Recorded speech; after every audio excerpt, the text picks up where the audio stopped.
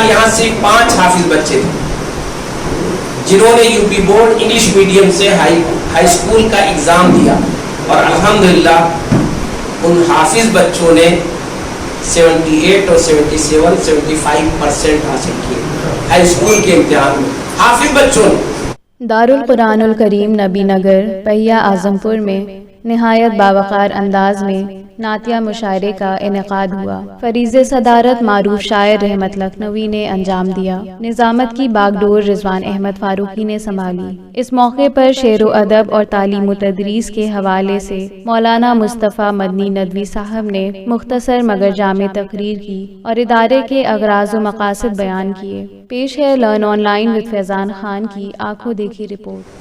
دارالقرآن الکریم کے زیر اہتمام آج کا یہ پروگرام ہے۔ نور فاؤنڈیشن یا شاہین گروپ آف انسٹیٹیوٹ، اس کی خدمات کیا ہیں اور کیا مقاصد ہیں، کیا ہم کرنا چاہتے ہیں، مدارس نگار جو پورے ہندوستان میں پھیلا ہوا ہے، اس کے بعد کسی مدرسے کی ضرورت کیوں پڑی، اس کے ذریعے ہم کیا نیا کرنا چاہتے ہیں یا کیا ایسا کرنا چاہتے ہیں جو کسی وجہ سے ہم نہیں کر سکتے تھے، ہم نے فراموش کر رکھا تھا۔ آج ہم حفاظ کرام، قاریان کرام، جن کے اندر ایک قسم کی احساس برتری ہوتی ہے کہ وہ دنیا کے لوگوں سے آنکھ ملا کے بات نہیں کر پاتے، صرف اس لیے کہ ان کے اندر وہ تعلیم نہیں ہے۔ جو سکہ دنیا میں چل رہا ہے وہ ان کے پاس نہیں ہے، جو مذہب میں چل رہا ہے، جو اللہ کے نزدیک سے مشہور کرتا ہے، وہ تو خرا سکہ ان کے پاس ہے، لیکن کہیں نہ کہیں وہ دنیا میں فیل تھے۔ اسی کمی کو دور کرنے کے لیے حضرت مولانا مصطفیٰ مدنی صاحب نے شاہین گروپ اور نور فاؤنڈیشن کے ذریعے ہم نے وہ شمع روشن کی لکھنؤ کی زمین پہ کہ جہاں یہ نہ ہو کہ ہمارے بچے حفظ کرنے کے بعد، دنیا کی سب سے بڑی کتاب پڑھنے کے بعد بھی مایوس اور محروم رہیں۔ اس محرومی کی دلدل سے نکلنے کے لیے جو کارنامہ بلکہ کارہائے نمایاں انجام دیے ہیں حضرت مولانا مصطفیٰ مدنی صاحب نے، وہ تشریف رکھتے ہیں، وہ ادارے کے ذمہ دار ہیں، رہنما ہیں۔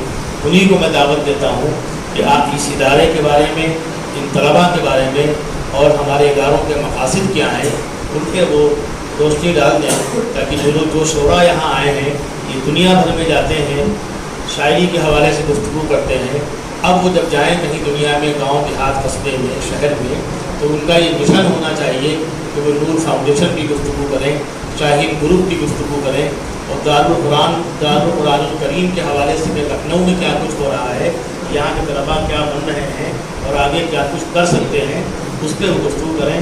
حضرت ممالک کا سفر کیا ہے، وہاں وہ لکھنؤ کی باریکیوں سے، یہاں کی نزاکت اور نفاست سے خوب واقف ہے، اس لیے وہ اس ادارے کو یہاں قائم کرنے میں کامیاب ہوئے۔ ان کی کامیابی میں ہم لوگ بھی رول ادا کرتے رہیں، شعراء کرام بھی اپنا کردار ادا کریں، اس لیے میں نے آپ کو زحمت دی ہے، اور یہاں کا جو ادارہ قائم ہے اس کے حوالے سے ٹھوس اور مدلل گفتگو حضرت مولانا فرمائیں گے، ان کو میں زحمت دیتا ہوں اپنے اس شعر کے ساتھ کہ سورج کے نکلتے ہی ہٹ جاتے ہیں منظر سے، سورج کے نکلتے ہی ہٹ جاتے ہیں منظر سے، یہ چاند ستارے بھی آداب سکھاتے ہیں۔ شہر ادب میں حضرت مولانا کا انہی کے ادارے میں استقبال۔ بسم اللہ الرحمن الرحیم وبہ نستعین وصلی اللہ علی نبی وعلی آلہ وصحبہ اجمعین، اما بعد۔ ہمارے معزز مہمان، اساتذہ کرام اور عزیز طلباء، آج کا یہ پروگرام جو در حقیقت اردو ادب کے فروغ اور اردو ادب کے ایک صنف جس کو ہم نعتیہ شاعری کہتے ہیں، اس سے اپنی وابستگی کے والہانہ اظہار کی محفل ہے، اور در حقیقت اردو ادب میں نعتیہ مشاعری کو جو مقام حاصل رہا ہے، اور یہاں الحمدللہ اس میدان کے جو شہسوار موجود ہیں جنہوں نے اپنی ادبی خدمات کے ذریعے اور اپنی نعتیہ شاعری کے ذریعے اردو زبان و ادب کو جو فروغ دیا ہے، انشاءاللہ آپ اس کو اس پروگرام میں محسوس کریں گے۔ مجھے اس محفل میں آپ کا استقبال کرنا ہے، ادارے کی طرف سے، ادارے کے ذمہ داروں کی طرف سے اور تمام لوگوں کی طرف سے۔ یہ دراصل آپ کا آپ کے ادارے میں استقبال ہے، یہ آپ کا ادارہ ہے، یہ کسی فرد کا ادارہ نہیں، ملت کا ادارہ ہے۔ اور آپ ملت کے نمایاں فرد. آپ کی اہمیت اور آپ کی قیمت نہ صرف ملت میں ہے بلکہ پوری انسانیت میں. آپ انسانیت کو ایک پیغام دیتے ہیں اپنی زبان کے ذریعے, اپنی زبان و ادب کے ذریعے, اپنے شاعری کے ذریعے اور اپنے لہجے اور ترنم کے ذریعے. ہمارے وہ ماشاءاللہ شعراء موجود ہیں جن کو بہت زمانے سے ہم نے لکھنؤ میں سنا اور بارہا سنا ہے, اور جب بھی سنا ہے تو سننے میں بہت اچھا لگا ہے. تو یہ دراصل آپ سب کا ادارہ ہے. اس ادارے میں نظام کیا ہے, بنیادی طور پر میں بہت مختصر تاکہ آپ کے اور سامعین کے درمیان میں نہ رہوں, کیونکہ ادب سے میرا رشتہ ہے, تعلق ہے, لیکن آپ کا مقام ہے. تو میں چاہتا ہوں آپ سے بچے اور سامعین سنیں اور محسوس کریں. لیکن اس ادارے کے بارے میں تھوڑا سا آپ جان لیں کہ دراصل بنیادی طور پر یہ حفظ القرآن کا ادارہ ہے, قرآن مجید کو یاد کرنے کا ادارہ ہے, تحفیظ کا ادارہ ہے. لیکن تحفیظ کے ساتھ اس میں حفظ القرآن پلس کا بھی ایک شعبہ, ایک ایسا شعبہ جو بظاہر ایک حفظ کا اضافی شعبہ ہے, لیکن صحیح معنوں میں حفاظ کرام کو قیمت والا, ان کو اہمیت والا بنانے والا شعبہ ہے. حفاظ کرام جن کی بڑی اہمیت ہے, بہت مقام ہے, لیکن دنیا انہیں ایک خاص دائرے میں محدود رکھتی ہے.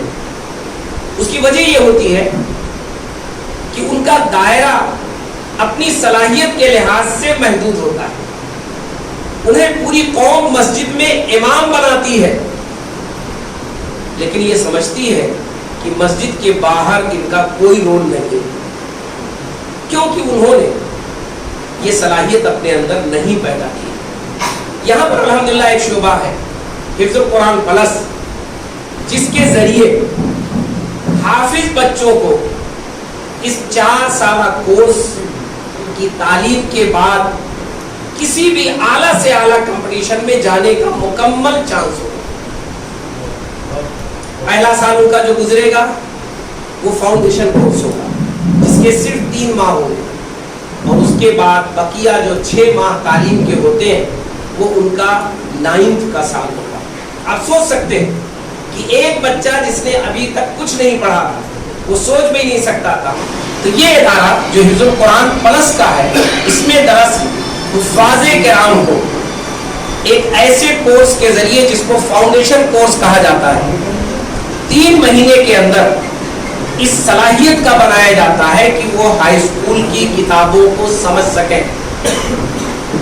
اور یہ کورس اپنا مقام اور اپنی اہمیت اور اپنی افادیت ثابت کر چکا ہے.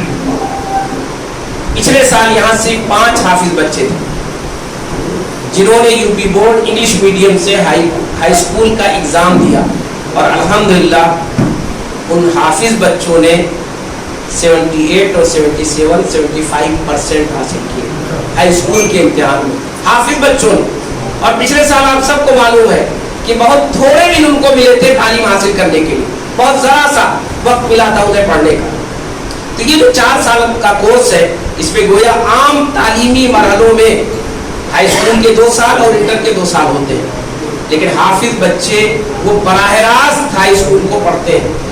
اس لیے پڑھ لیتے ہیں کہ ان کے پاس اللہ کا دیا ہوا دماغ ہوتا ہے, ذہانت ہوتی ہے, تبھی انہوں نے قرآن کو اپنے دماغ میں اور اپنے سینے میں محفوظ کیا ہے.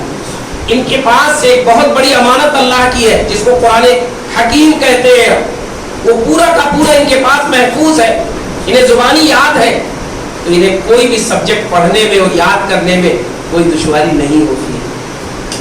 یہ اپنی عمر کے اس مرحلے میں ہوتے ہیں کہ بے پناہ محنت کر سکتے ہیں, اچھے سے چیزوں کو سمجھ سکتے ہیں, اور اسی کے ساتھ ساتھ انہیں کچھ بننے کا جذبہ ہوتا ہے. ان میں سے بیشتر وہ لوگ ہوتے ہیں جو قوم کی امامت کرتے ہیں, جن کے پیچھے لوگ تراویح سنتے ہیں, قرآن سنتے ہیں, بڑی اہمیت دیتے ہیں. اس لیے انہیں یہ احساس ہوتا ہے کہ ہم ڈاکٹر بن جائیں, انجینئر بن جائیں, ایک بہترین عالم بن جائیں, ہم IAS افسر بن جائیں, ہم بہترین ریسرچ اسکالر بن جائیں, IIT کے شعبے میں جا کے ہم سائنٹسٹ بن جائیں.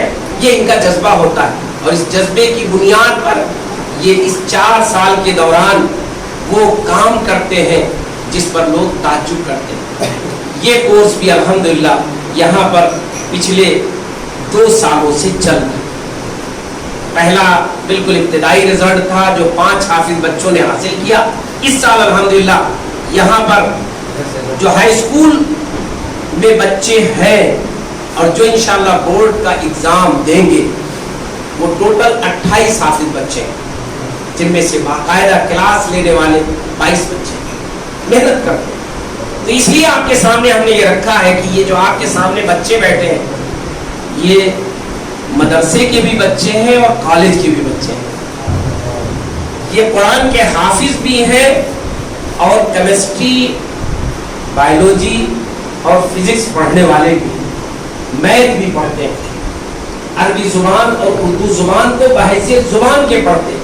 میں آپ حضرات کے سامنے یہ بات رکھ دوں کہ ہائی اسکول تک یہ لازمی سمجھا ہے ہم نے, ادارے نے, کہ انہیں اردو بحیثیت ایک سبجیکٹ کے, ایک مضمون کے تیار کرایا جائے, صرف پاس نہیں کرایا جائے. میں آپ کو بتا دوں, اور پچھلے سال جن 5 بچوں کا رزلٹ رہا ہے اس میں اردو کے سبجیکٹ میں 91% رہا ہے.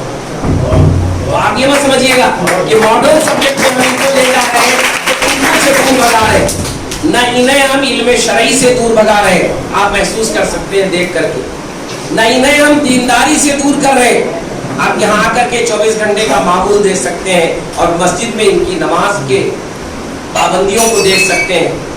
ہم انہیں دینیات سے محروم نہیں کر رہے ہیں, چونکہ عربی زبان یہ پڑھیں گے اور قرآن کو سمجھیں گے, اور اسی کے ساتھ ساتھ ہم اردو زبان سے بھی ان کو دور نہیں کر رہے, کیونکہ ہائی اسکول میں ضروری ہے کہ ہر بچہ اردو سبجیکٹ کو لے, بحیثیت مضمون پڑھے اور اس میں نمبرات حاصل کرے. اور آپ کے سامنے وہ کتاب بھی پیش کی جائے گی جو ان کو ہائی اسکول کا سبجیکٹ پڑھایا جاتا ہے, اس کے لیے جو فاؤنڈیشن کورس ہے وہ اس لیول کا ہے. وہ عام اردو کی کتاب نہیں ہے, وہ جو ادبی آپ کے مختلف اصناف ہوتے ہیں ان صنفوں کو اسی ترتیب سے, اسی زبان اور قواعد کے اعتبار سے پڑھایا جاتا ہے. اور پھر یہ 9th اور ہائی اسکول کے اسی گریڈ کے اردو کو پڑھتے ہیں جو ہائی اسکول گریڈ کا اردو.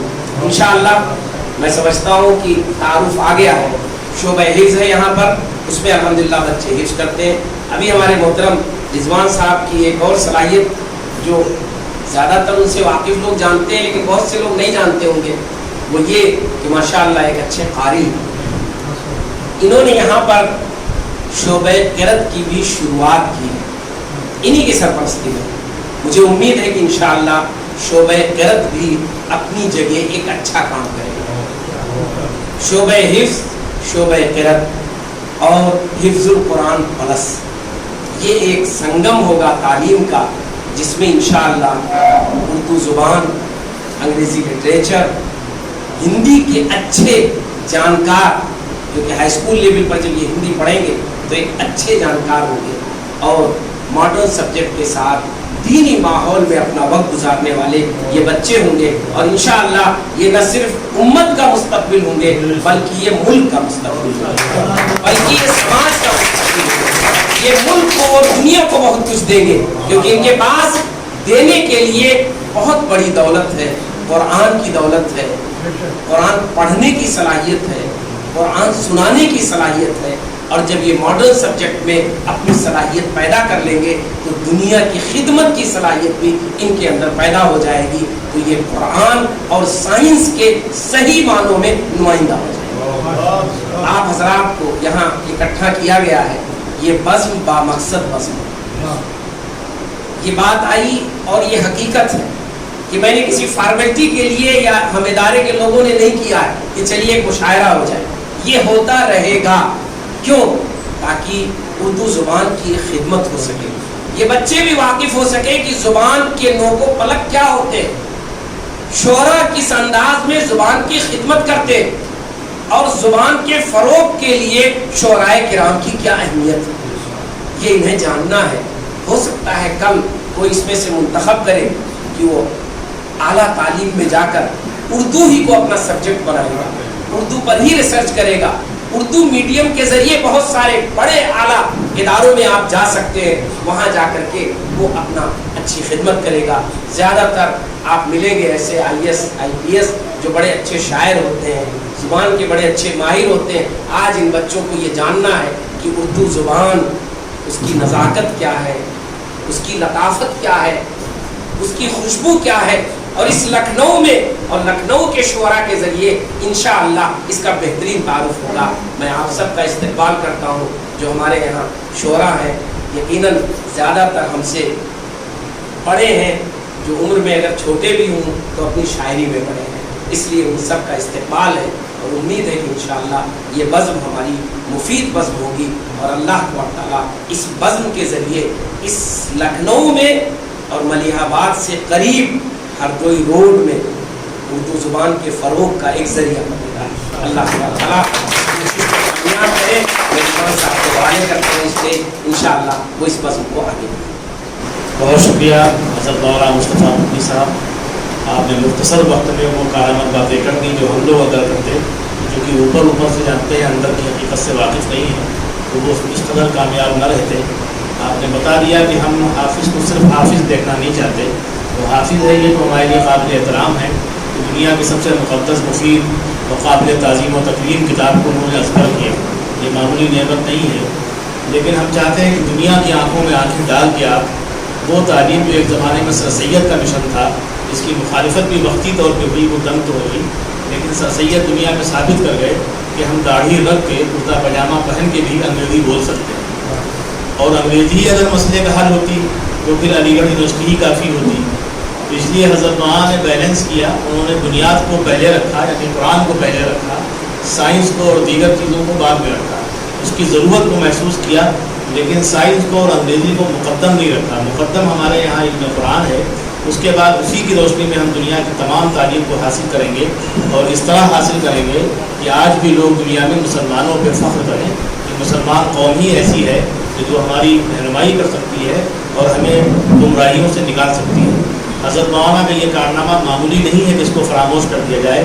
اہل لکھنؤ جنہوں نے ندوہ دیا, جنہوں نے تجوید و قرات کے بڑے مدارس دیے, یعنی مدرسے عالیہ فرقانیہ کو مصر کے قاری تک وہاں پڑھنے آتے تھے, آج اسی فرقانیہ کو جاننے والے لکھنؤ میں کم ہوتے جا رہے ہیں. تو حضرت مولانا کا یہ مشن انشاءاللہ, انہوں نے جو ایک مدارس میں ایک کمی واقع ہوئی تھی قرت کے حوالے سے, ایسا نہیں کہ وہاں قرت پر توجہ نہیں ہے, لیکن ایسا بھی دیکھا گیا ہے کہ بہت ہی مستند عالم ہے, لیکن وہ قرآن کی نماز پڑھانے کے لیے کسی قاری کا انتخاب کرتا ہے. تو مولانا کا مشن یہ ہے کہ ہمارے یہاں جو بچے نکلے حفظ القرآن قرت سے یا دوسرے حوالوں سے, وہ اگر باقاعدہ قاری نہ ہوں تو کم از کم اتنے قاری ضرور ہوں, اتنے قرآن کے جانکار ضرور ہوں کہ کوئی ان کے پیچھے قاری نماز پڑھنے میں دقت محسوس نہ کرے اور کہے کہ یار قرآن تو مجھ سے بہتر اسٹائی والے کو آتا ہے. تو یہ سلسلہ حضرت مولانا نے شروع کیا ہے, اس لیے ان کا استقبال ہونا چاہیے, دور تک ان کا ذکر ہونا چاہیے.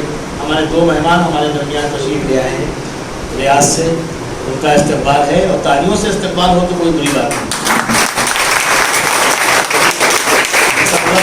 کا اظہار ہے ہوتا یہ ہے کہ ہم اردو والے بہت خشک ہوتے ہیں, اور خشکی سے انتہا تو ہے کہ اگر ہم تالی بجائیں تو لوگ کہتے ہیں تعلیم خدا خواستہ شرک و بدعت میں شمار ہے.